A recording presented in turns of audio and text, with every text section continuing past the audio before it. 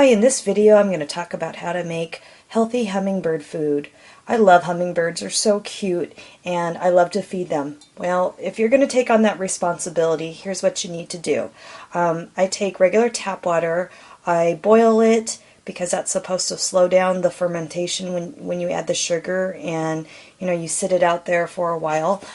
So I boil the water and then I'll add 25% sugar that I have to water. So what I mean by that is if I have a cup of water, I'm going to add a quarter cup of sugar.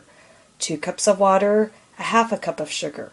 Okay, so that makes sense, right? 25% ratio from sugar to water. Do not add dye. It's not necessary. The hummingbirds will eventually find your food, your little feeder, and you don't really want to give them something that they don't really need to have.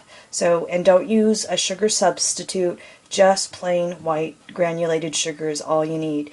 They're simple little birds and that's what they need.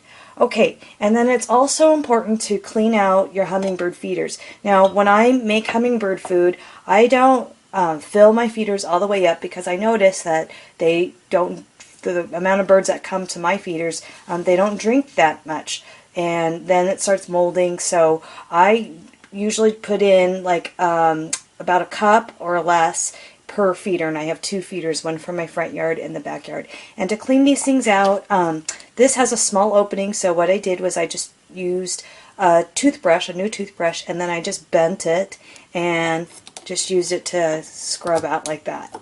And then for the larger one, I use a designated bottle brush, and then I'll go in and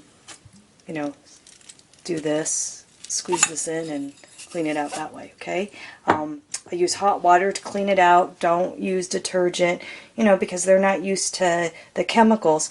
And if you really need to clean it out, you can use vinegar.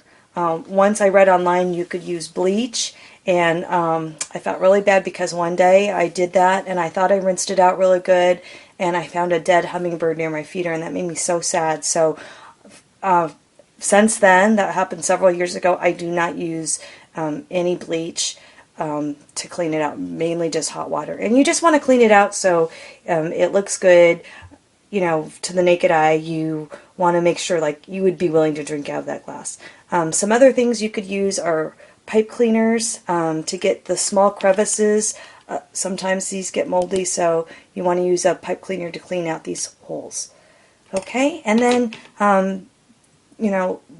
one other tip that I wanted to give you was sometimes I get ants. This year I got ants, and what you can do is you can use petroleum jelly, and I just put it on the hook part, so this goes like this, and I just put a lot of petroleum jelly up here. I don't put it anywhere where the hummers could get it on their bills or wings. I just put it so that the part that's going to be attached to the tree, it'll prevent the ants from going. And that actually works. That was a good tip.